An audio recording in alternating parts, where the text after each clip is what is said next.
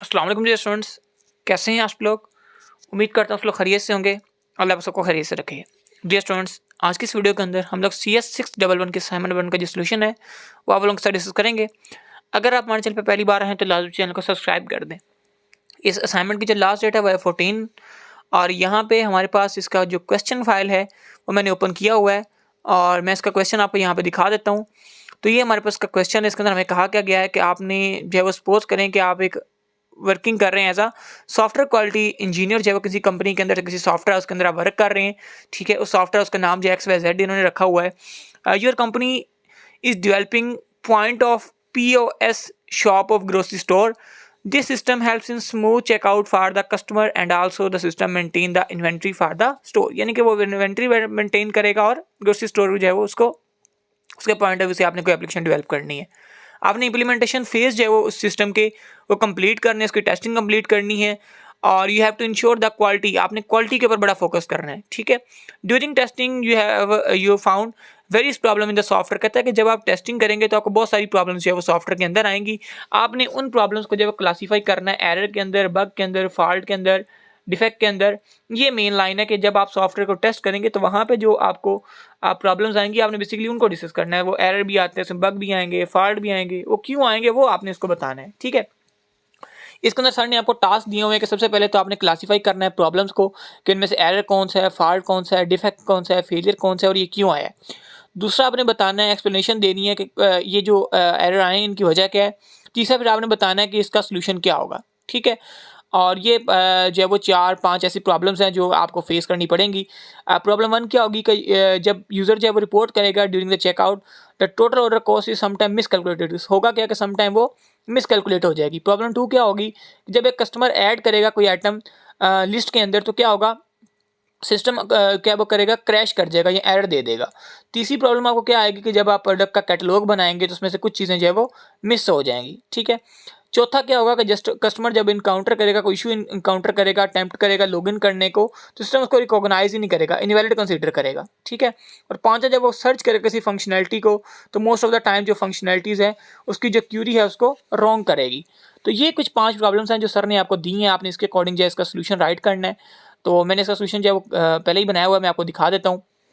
ये बेसिकली एक idea solution है, इसको as it is copy paste ना करिएगा। बाकी अगर आप यूनिक बनवाना चाहते हैं तो मुझे व्हाट्सएप पे कांटेक्ट कर सकते हैं। सबसे पहले मैंने लिखी classification of problem, total order of cost miss calculation during checkout. ये हमारे पास जो प्रॉब्लम 1 थी। उसके अंदर हमारे पास जो क्लासिफिकेशन थी वो थी बग, कि इसमें बग आया था। बग क्यों आया था, जब आप एक्सपेक्टेड बिहेवियर जो होता है सिस्टम अपना वो परफॉर्म नहीं कर रहा होता तो हम कहते हैं कि ये बग आया है। ठीक है, in the case of miss calculation of the total order cost is a clear deviation from the intended functionality of the checkout process. यानी कि आपने प्रोसेस के अंदर ज़ाहिर है कुछ ना कुछ गलती की है, या आप प्रोसेस के अंदर आपने कोडिंग के अंदर प्रोसेस के बैकवर्ड के अंदर आपको से कुछ गलती हुई है, कोई बग आपने क्रिएट कर दिया जिसकी वजह से ये हो रहा है। फिर सिस्टम क्रैश क्यों करता है, सिस्टम क्रैश करता है फॉल्ट की वजह से।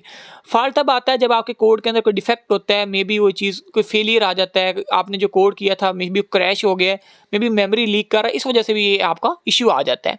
थर्डली जो है वो मिसिंग करना इमेज का, ये भी हमारे पास डिफेक्ट के अंदर आता है। इसकी एक्सप्लेनेशन भी है मैंने यहाँ पे आपके लिए लिख दी है कि होता क्या है कि समटाइम सॉफ्टवेयर जो होता है वो फेलियर हो जाता है उसका। समटाइम जब सॉफ्टवेयर फेलियर होता है तो उसमें उस केस में होता क्या है कि आपकी जो इमेज है वो करप्ट होना शुरू हो जाती है।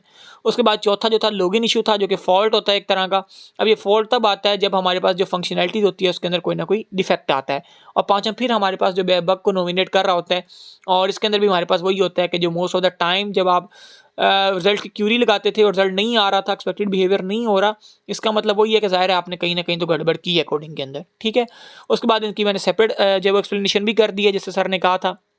उसके बाद थर्डली मैंने सोल्यूशन जो है वो उसका बताया है कि आपने करना क्या था, सोल्यूशन बताना था। उसमें आपने रिव्यू करें और फिक्स करें, जो आपने एल्गोरिथम चलाया है उसको सही करके चलाएं। और उसके बाद जो है फॉल्ट आप जो है वो आइडेंटिफाई करें। ज़ाहिर है आप इंप्लीमेंटेशन एरर चेक करें, आप हैंडलिंग चेक करें, प्रिवेंट करें। क्रैशेस को कैसे प्रिवेंट किया जा सकता है कि आप कोड को जाके फिक्स करें। ठीक है, आप एरर को हैंडल करें कि एरर कहाँ पे आ रहा है बार बार, उसको हैंडल करें आप। ठीक है, उसका जो अगर एक एल्गोरिथम लगाए उसकी जगह दूसरा एल्गोरिथम लगा के चेक कर लें। ठीक है, फिर डिफेक्ट जो होता है उसको भी इस तरह हम लोग जो है फिक्स करते हैं।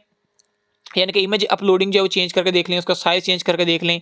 अगर लॉगिन का कोई फेलियर आए, जैसे फॉल्ट आ रहा था तो क्यों आ रहा था वो आप आइडेंटिफाई करें कि वो उसको क्यों जो है वो आइडेंटिफाई नहीं कर रहा। एक बार जब उसने डाटा एंटर कर दिया तो उसको क्यों आइडेंटिफाई नहीं कर रहा, वो प्रोसेस चेक करें कि क्या आपका वो प्रोसेस है वो जो सही है लॉगिन वाला, क्या वो कोई और लॉगिन प्रोसेस जो है आप उसके अंदर ऐड करके देख लें। इसी तरह जो है वो सोल्यूशन 5 हम लोगों ने दिया है कि आप अपना सर्च एल्गोरिथम जो है उसको चेंज करके देख लें। ठीक है, ये पांचों मैंने इसके सॉल्यूशंस भी यहाँ पे लिख दिए हैं, इसका आपको एक्सप्लेनेशन भी बता दिया है, इसकी आपको आइडेंटिफिकेशन जो है वो भी बता दी है। होप्स हो कि आपको समझ आई होगी। फिर भी कोई ज़हन में क्यूरी हो तो मुझसे पूछ सकते हैं। अल्लाह हाफिज़ और अस्सलाम वालेकुम।